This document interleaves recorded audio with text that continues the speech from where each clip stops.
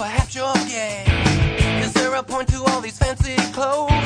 With all these buckles from your head down to your toes? It's very simple, but I'm just another girl. It's not so easy, but I'm giving it a whirl.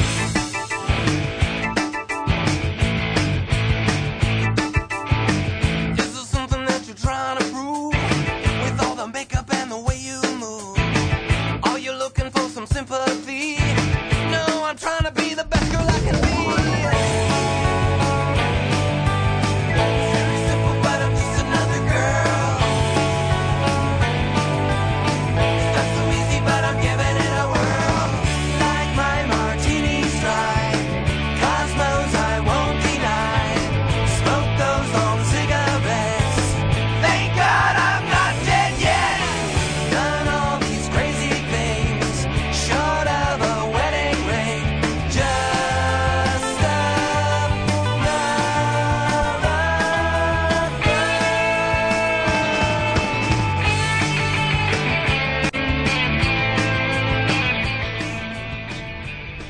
Well, good evening. Thanks for joining us. I'm Callista Solon, and you're watching nlcTrans. Tonight I'm here with my dear friend and co-host, Tara Alexander, who at this moment is checking her phone and has a whole pile of paper in front of her, so I think she's got some stuff to talk about. Outing me again. I'm sorry. Anyway, so glad you could all join us tonight. I actually have a few things I wanted to talk about, and we have some B-roll for you in a little bit, I believe. Yep. So we'll get to that. And we're actually We should at this point. yeah. Well, we're actually a few minutes late starting here. We must have got caught in a storm on the way down or something. Sure, that'll work. That'll work. Yeah. Whatever. Yeah, whatever works. Anyway. But anyway, I'll let you get to your stories here. I actually. I wanted to. I've got a couple of things. I've got a really interesting op-ed on flying flying while trans. It's called. Ooh, okay.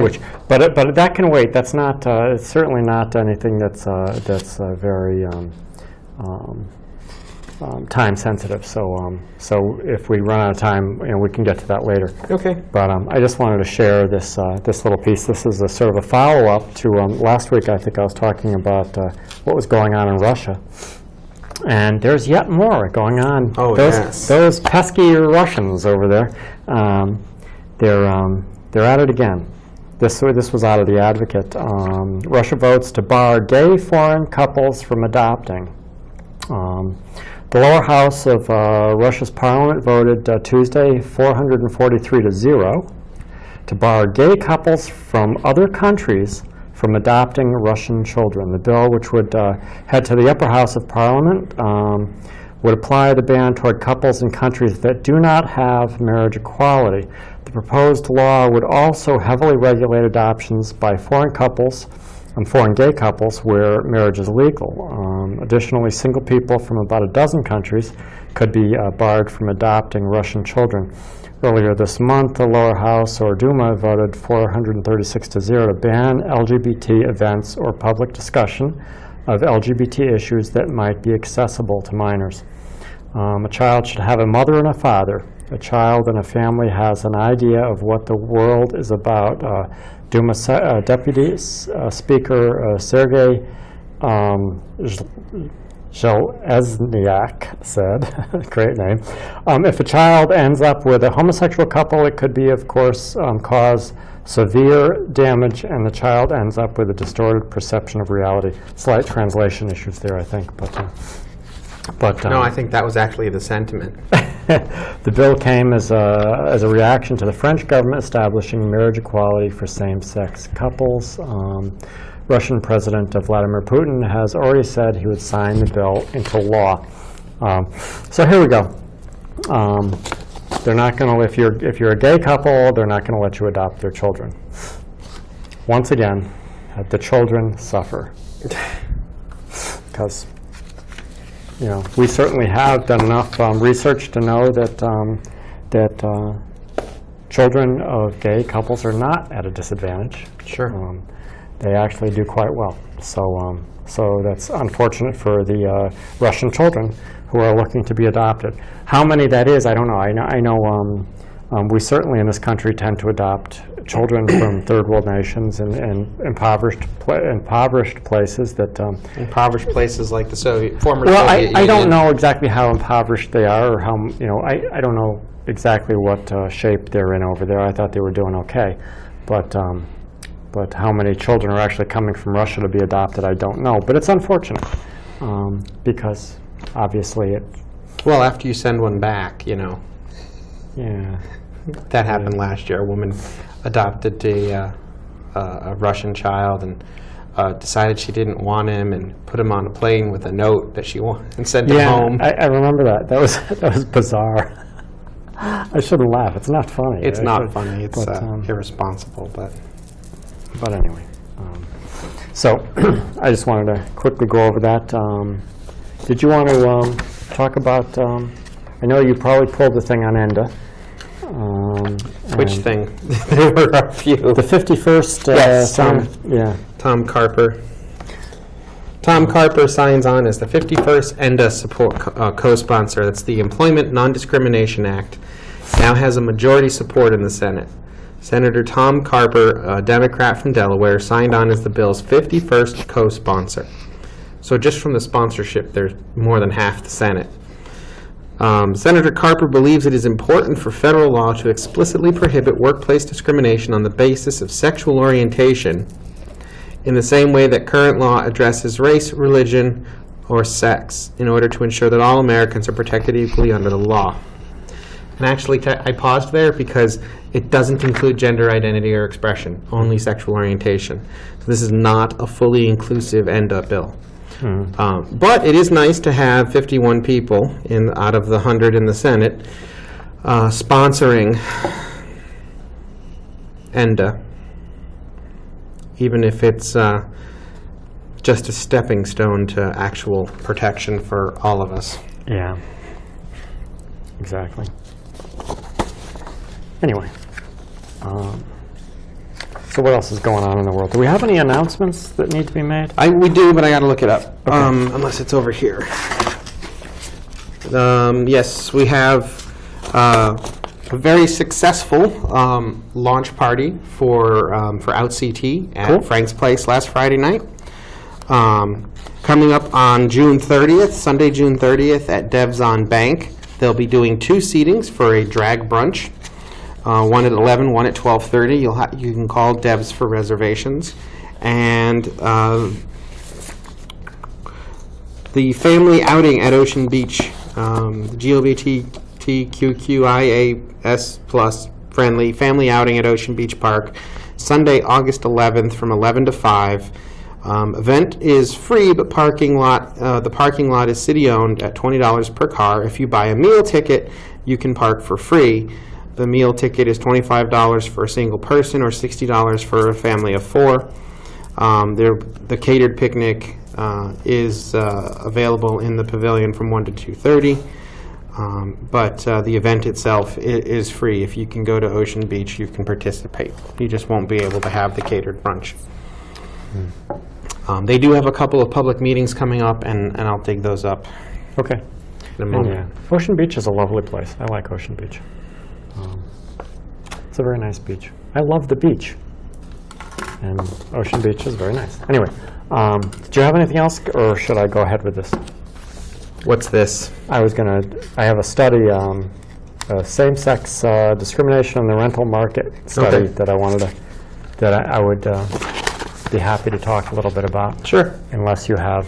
Same-sex couples face significant housing discrimination. Historic government study says... Yeah, that's probably the same one. Yes, indeed. So, okay, I'm going to read this to you quick. It's fairly short. Apparently, there was a study done, and I don't have the study here. I can get the study, but I fear you probably would be bored by the study.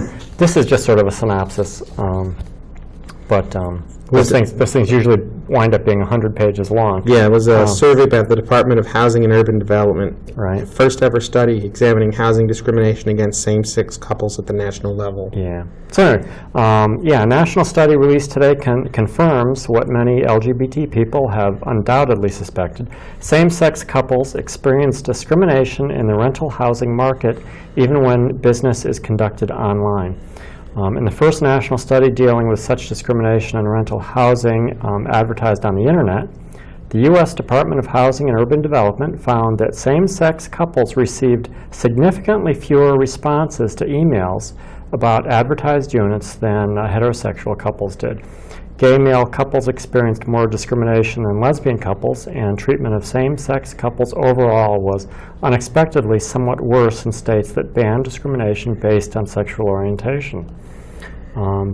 The study is based on nearly 7,000 test emails that were sent to housing providers in 50 metropolitan areas across the U.S. inquiring about the availability of an apartment advertised online between June and October of 2011. For each unit advertised, researchers sent 2 emails, one from a same-sex couple and the other from a heterosexual couple, but otherwise identical.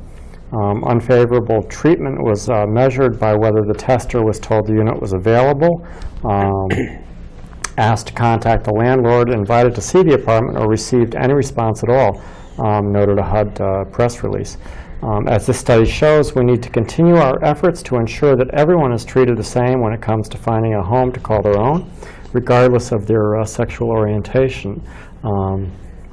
HUD Secretary Sean Donovan said in the release, the U.S. Fair Housing Act does not address discrimination based on sexual orientation or gender identity, but HUD guidance recently issued on interpretation of the Act treats gender nonconformity or sex stereotyping as sex discrimination and instructs the department staff to inform individuals filing complaints about state and local agencies that have LGBT-inclusive non-discrimination laws.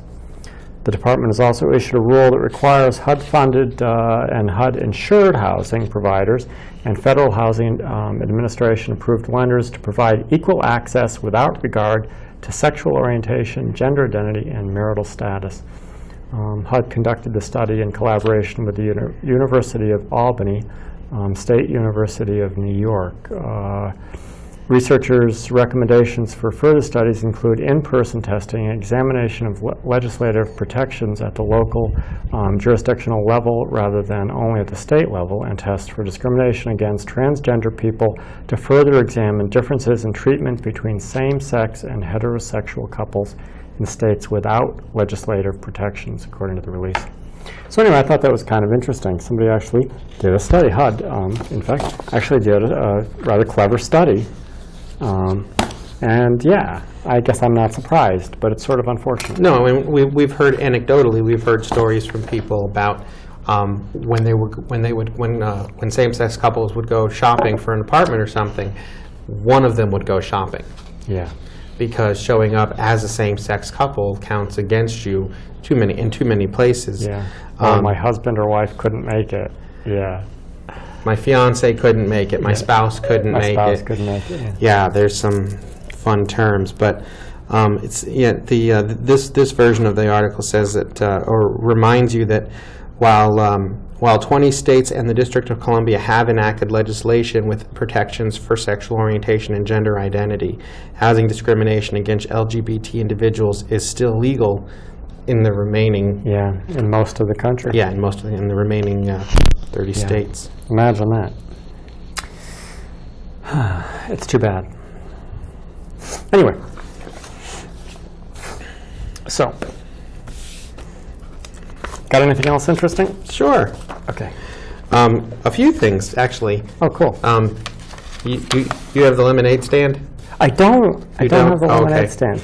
Well, then I'll do the lemonade stand. Okay, do the lemonade stand. We've covered a couple times on the show here that in the last year or year and a half or so, across the street from the Westboro Baptist Church, or the Westboro Baptist Church compound, the Rainbow House is the Rainbow House. Well, it's the Planting Peace house, a rainbow-colored dwelling owned by the nonprofit Planting Peace that campaigns for human rights, gay rights, and anti-bullying efforts. So literally directly across the street. That's very cool. And so on a, and this is in, where are they? They're Texas somewhere. Yeah, they're in Texas somewhere. So there was a there was a little girl, Jaden Sink, and you can probably find her on YouTube now. The daughter of John Sink, founder of the philanthropic arts group Fresh Cassette, Creative Compassion, decided to set up a lemonade stand and sell lemonade outside of the Rainbow House on one of these hot days to raise money for Planting Peace. The Equality House, that's what it's called. The Equality House sits across the street from the West Kansas, Westboro Baptist Church's Topeka, Kansas compound. The anti-gay, quasi-religious group was none too happy with little Jaden's event. Really? Members from the group apparently attempted to call the local police and later stooped to yelling profanities at the lemonade drinkers. Wow. On Monday, Westboro members took things to a new low when they posted an anti-gay message on their marquee. With normally on churches you see the sign about mass 7 p.m. Blah blah blah.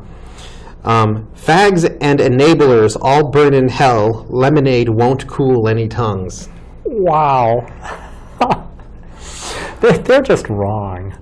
So the fun part is that their antics, along with YouTube's ability to display their antics to the world, Jaden has now raised more than $16,000 for Planting Peace and the Equality House. That's so cool. Through the online campaign that got started on CrowdRise as a result of all this.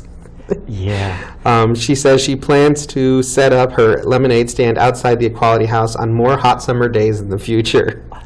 Wow. That is so, it almost seems like they're working against themselves, doesn't it? It's like... Well, I think even the people who are not with us on the sort of whole equality issue, for whatever personal or religious reasons, probably still, most of them, I think that the Westboro Baptist folks are quacks. Even our most conservatives probably think that the Westboro Baptist folks are crackpots. Their own family members are bailing out on them. Yes, actually, as a result of the bad press, they've had a lot of people, or a number of people leave, and one of them left, walked across the street, and joined Equality House. Yes. It was with the granddaughter of the founder, yeah. Oh, God. Anyway. And this one is, you might have that too, Arizona's bathroom bill. There you go. So this is a little old in its, well, I don't know. What have you got? This is actually commentary on the bathroom bill, which got passed a couple months ago. The Arizona House Appropriations Committee passed a new version of the notorious bathroom bill back in March, which makes it against state law for local governments to pass laws or regulations which ensure access to public access to privacy areas based on gender identity or expression, and it nullifies existing laws that do, and states that business owners can't be held accountable if they deny access to an individual if the individual's gender expression doesn't meet with the business owner's approval.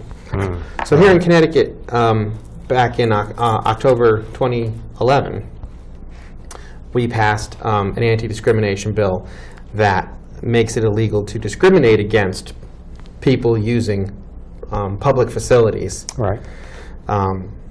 Based on gender identity or expression, and sexual orientation was already covered. Arizona went the other way. Arizona passed a bill that made it illegal for any locality within the state to pass a bill in support of equal access to public facilities. And then it revoked anything that had been passed.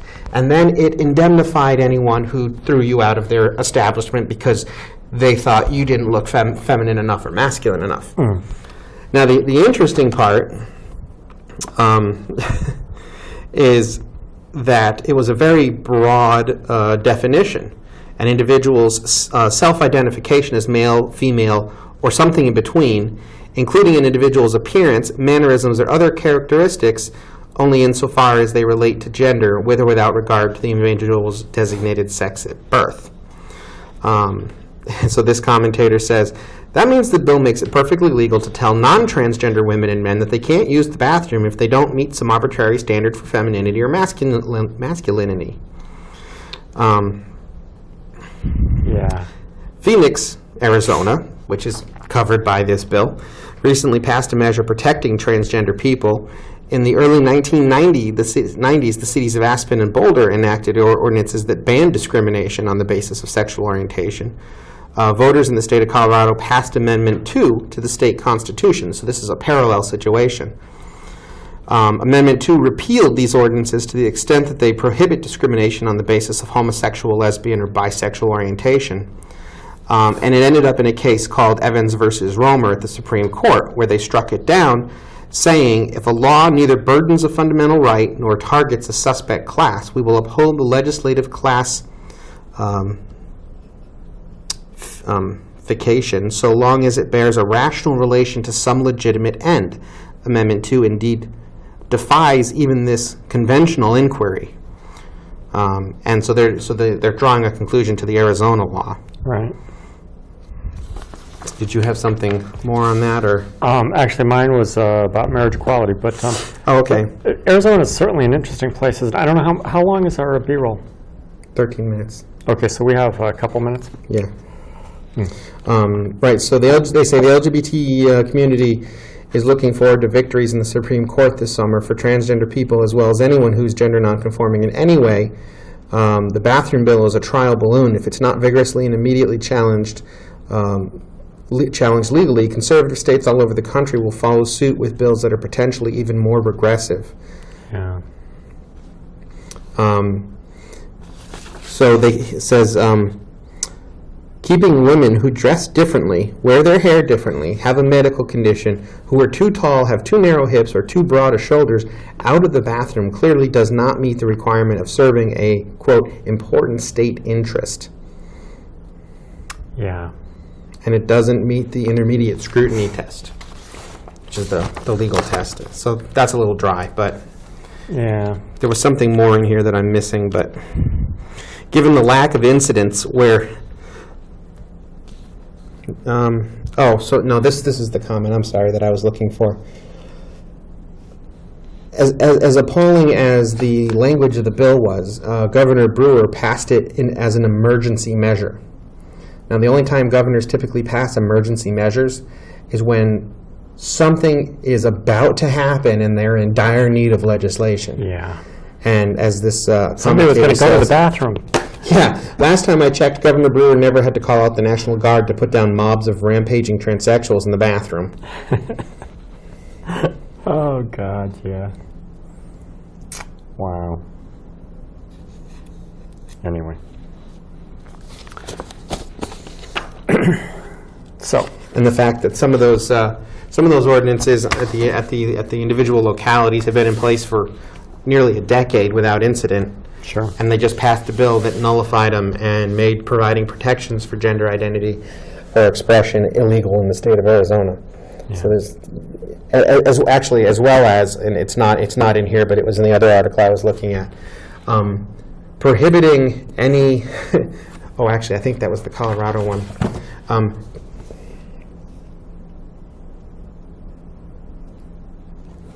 Yeah, never mind. Go on. Okay. Well, more about Arizona. This one is very short, so I'm going to read this to you. This is, again, Arizona. This is an organization files for Marriage Equality Ballot Initiative. A campaign was launched Monday to repeal Arizona's ban on same-sex marriage through a ballot initiative in 2014, years after it was approved by 56% of the state's voters in 2008.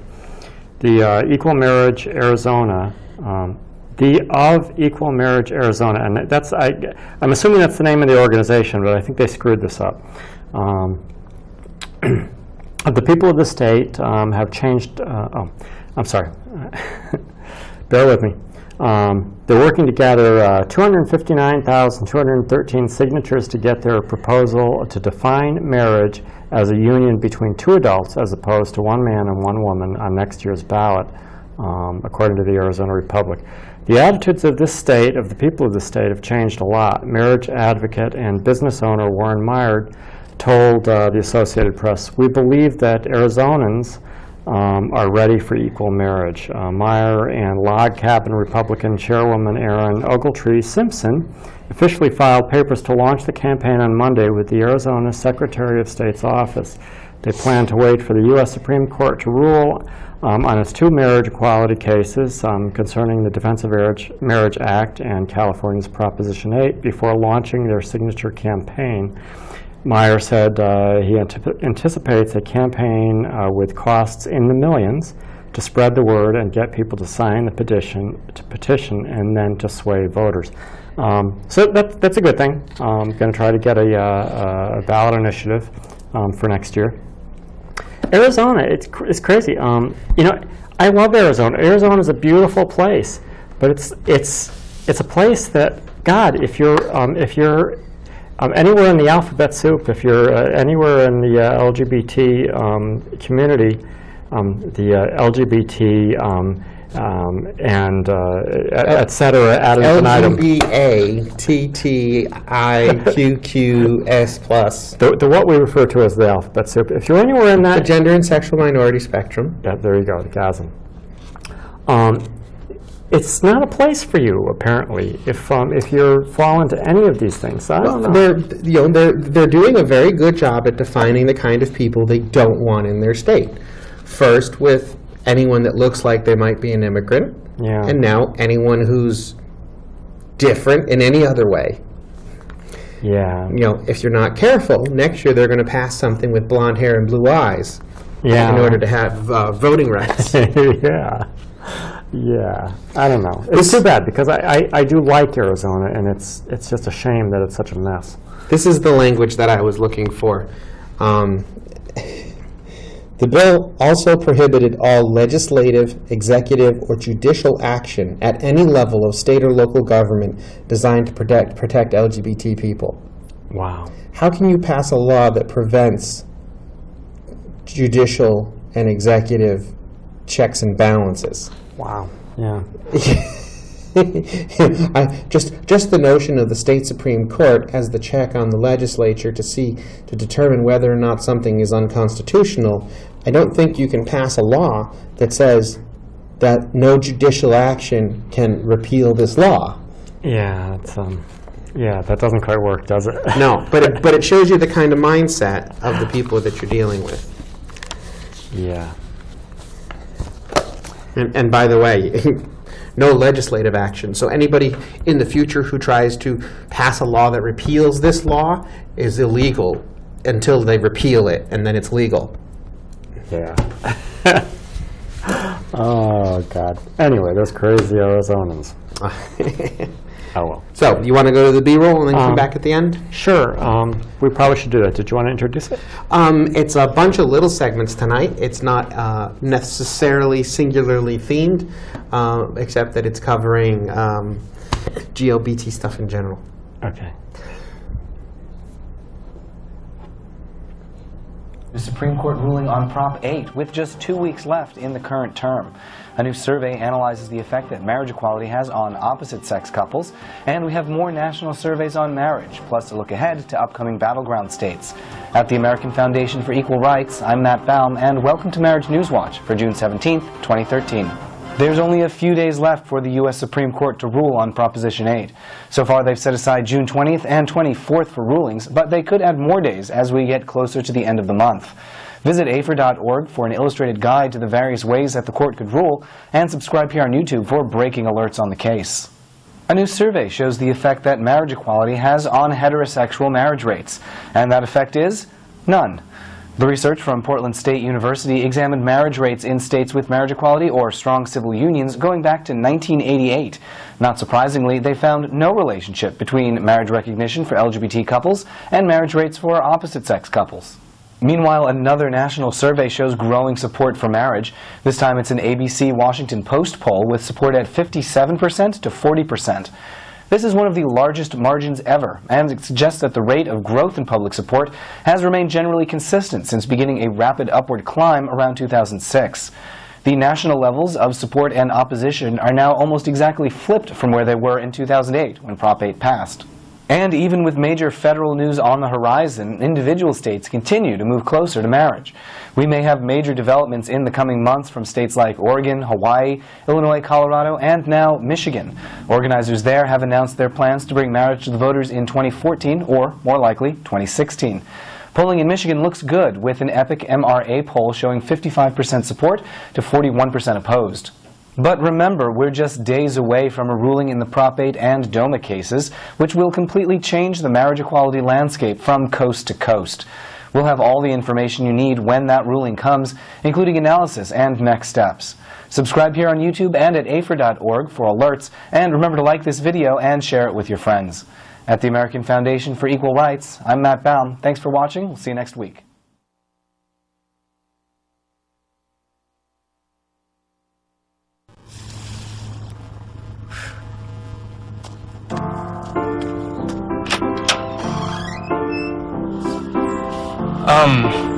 Hello, sir. I'd like to ask for Megan's hand in marriage. All right, son. Thank you, sir. Hi, ma'am. I've come to ask for Megan's hand in marriage. Okay. Thank you. Around the world, many situations, been inside many heads in different positions. Ma'am, sir, I'd like to ask for Megan's hand in marriage. Your name doesn't mean they know from where you came. What a sad trick you thought that you. Excuse me, mister? I'd like to ask Megan's hand in marriage. I don't blame you.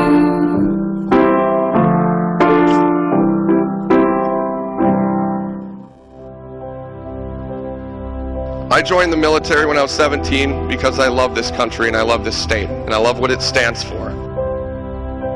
I went to Iraq. I was in an incident. I nearly died.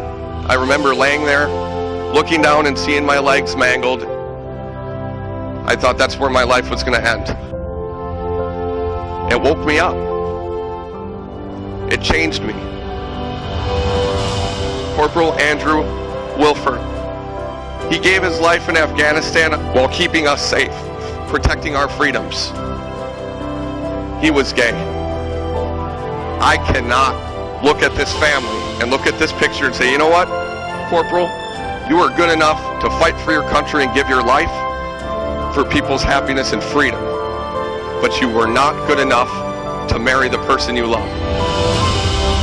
It is oftentimes hard to stand up against a group of people who you may be close with, or stand up for something that may not be popular, but it's the right thing to do.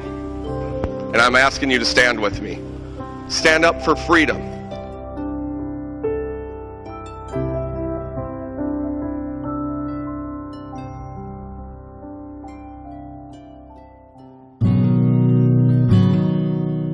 We have a very special relationship. Some people don't understand, but we do. Jill was a very good baby, just smiling and bubbling. She was just so cute. Oh boy. You always have great expectations for your children. My expectations of what Jill's life was going to be included a husband. So when Nikki came to ask permission to marry our little girl, that startled me. I told her, this is not the dream I had for my daughter. I didn't say yes, I didn't say no. Coming out to the wedding from back east, I had some real apprehensions about it. What's this gonna look like? Two girls getting married?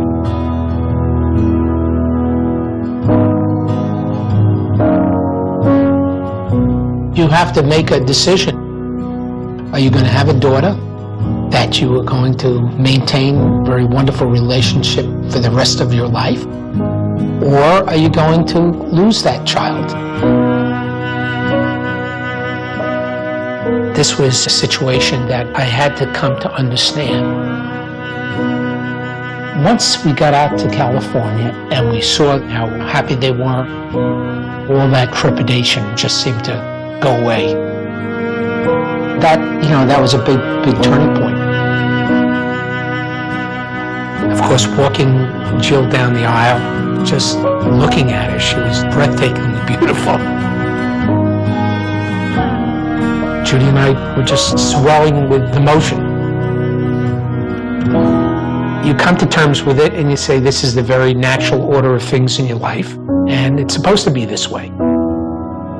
When Jill was born, there was a certain spark in her eye and a glow in her heart that quickly became very apparent to Judy and I. When she got a little older, and all of a sudden that spark that I looked for in your eyes and your heart, I didn't see. And it pained us greatly. And all of a sudden, bam! There's Nikki, and that spark is back. And we are just so happy that we have our Jill back, and now we have Nikki. We love you both. I'm thrilled for this, Dad. So am I. So am I. I love you.